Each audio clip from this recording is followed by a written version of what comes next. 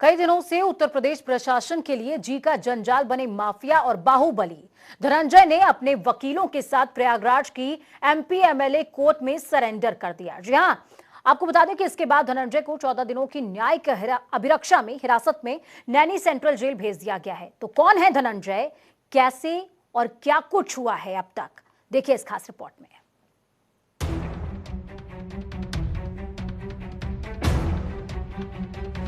बुधवार रात धनंजय के 4 ठिकानों पर पुलिस की दबिश।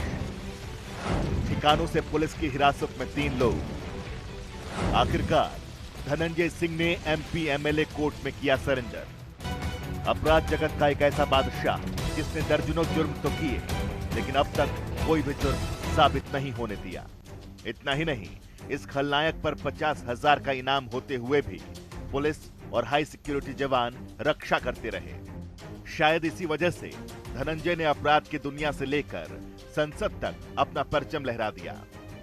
पूर्वांचल के जौनपुर का रहने वाला जघन्य अपराधों के बादशाह धनंजय सिंह पर पुलिस विभाग की जारी सूचना के मुताबिक 40 से ज्यादा जघन्य अपराधों से संबंधित जौनपुर से लेकर प्रदेश और देश की राजधानी तक के थानों में मुकदमे दर्ज हुए, लेकिन गवाहों में डर और पुलिस की नाकामी की वजह से सजा नहीं मिली। सूत्रों की माने तो धनंजय सिंह अब तक 23 मुकदमों में दोष मुक्त हो चुका है। 17 अक्टूबर 1998 को भदोही पुलिस ने 50,000 के इनामी धनंजय को एक एनकाउंटर में मारने की घोषणा की थी। फरवरी 1999 में धनंजय सामने आया, तब फेक एनकाउंटर का खुलासा हुआ। मामले में 34 पुलिस वालों पर केस दर्ज हुआ था। धनंजय ने पहला शूट आउट राजनीति के दौर में अपने साथी अभय सिंह का किया था। माफिया धनंजय सिंह पर 1991 में पहला आपराधिक मुकदमा जौनपुर में दर्ज हुआ था। इसके बाद डॉन पर लखनऊ विश्वविद्यालय में छात्र राजनीति के दौरान 1998 में लखनऊ के हसनगंज थाने में हत्या और सरकारी टेंडर में वसूली के 12 मुकदमे दर्ज हो चुके थे। धनंजय की सत्ता के गलियारों में अच्छी पकड़ थी, इसलिए सन 2002 में धनंजय सिंह जौनपुर की रारी विधानसभा क्षेत्र से विधायक चुन लिया गया। जनप्रतिनिधि बनने के साथ जघन्य अपराधों की ओर रुख किया तो वो पीछे मुड़कर नहीं देखा। हत्या, लूट, हत्या के प्रयास, गैंगस्टर, फिरौती जैसी तमाम धाराओं के मुकदमे दर्ज होते तो रहे, लेकिन पुख्ता सबूत और फिर गवाह पलट जाने से निचली अदालतों से धनंजय दोष मुक्त होता रहा। तो वहीं इस दौरान एक्स आईपीएस सूर्य कुमार शुक्ला कहते हैं कि 1 दर्जन से ज्यादा दर्ज अपराधियों को विशेष सजा होनी चाहिए।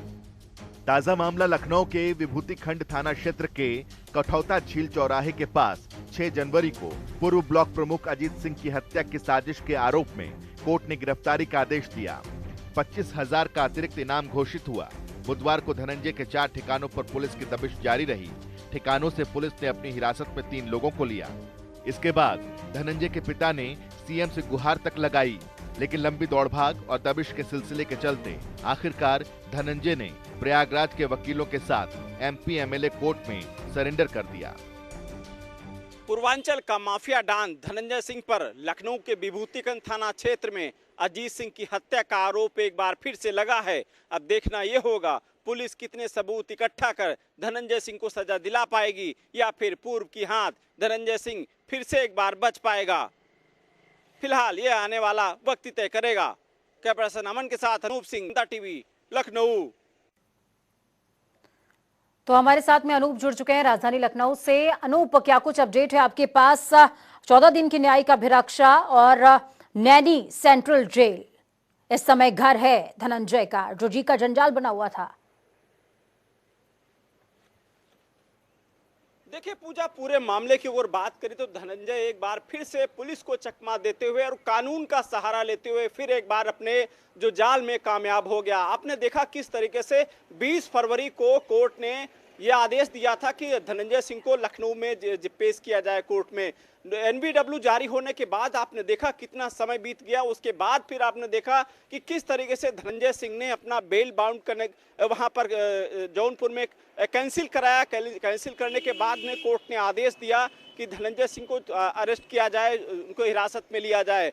उसके बाद आपने देखा, क्योंकि लखनऊ जेल में नहीं रहना चाह रहा था धनंजय सिंह, उसको यहाँ खतरा था। उनके पिता का कल वीडियो एक वायरल हुआ था जिसमें उनके पिता कह रहे थे कि मेरे बेटे की पुलिस हत्या करना चाहती है। ये सब तमाम ऐसी चीजें हैं जो को कहीं ना कहीं शक के दायरे में जाती है। पूजा, आज जिस तरीके से एक छोटे मामले में, आप 2017 का मामला है, बेल बाउंड कैंसिल कराना, उसके बाद जौनपुर में हाजिर होना, तमाम जो चीजें हैं, कहीं कहीं धनंजय इस बारे में भी कामयाब हो गया कि वो चाहता था कि वो जौनपुर के ही जेल में रहे ताकि वहां पर जिस तरीके से अपना रसूख है उसमें कामयाबी उसको मिल सके। अब देखना होगा कि लखनऊ के जो अजय सिंह हत्याकांड का जो मामला है उसमें लखनऊ कोर्ट में आएगा, फिर उसके बाद कहां रहेगा ये फिलहाल कोर्ट ही निर्धारित करेगी। लेकिन फिलहाल आपने देखा पूरा चक्रव्यूह में किस तरीके से धनंजय सिंह फंसा हो, एक बार फिर से निकल भागा। लेकिन अनूप, सबसे बड़ी बात शुरुआती दौर से बात इस पूरे मामले में ये है कि धनंजय, जिसकी हम चर्चा कर रहे हैं, 40 से ऊपर मामले दर्ज हैं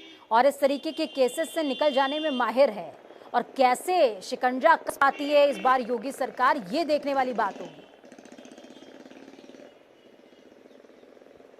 बिल्कुल पूजा, सरकार भी चाहती है कि उत्तर प्रदेश में माफियाओं को कहीं न कहीं सजा मिले, और माफिया कोई है तो उत्तर प्रदेश में शांत रहें या फिर बाहर चले जाएं। अब देखना होगा। हालांकि अजीत सिंह हत्याकांड में एक बड़ा अपडेट पूजा ये है कि जो एक शूटर अंकुर था वो अभी थोड़ी देर पहले लखनऊ के सीजीएम कोर्ट में आत्मसमर्पण कर दिया है।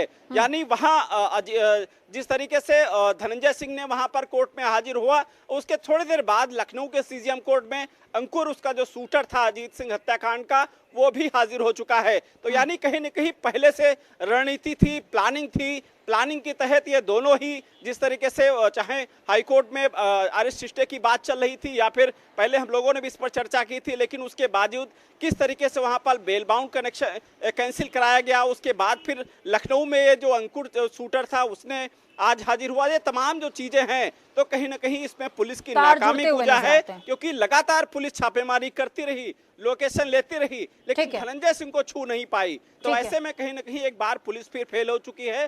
कोशिश यह है कि आप देखिए कि कितने सबूत इकट्ठा कर पाती धनंजय सिंह के खिलाफ, या फिर बिल्कुल। जो और इस बार जब आत्मसमर्पण किया है धनंजय ने, आने वाला वक्त तय करेगा। प्रशासन की पूरी कोशिश यही होनी चाहिए कि निकल करके जाने ना पाए। चलिए, बहुत बहुत शुक्रिया अनूप हमारे साथ जुड़ने के लिए, अहम जानकारी ग्राउंड जीरो से साझा करने के लिए।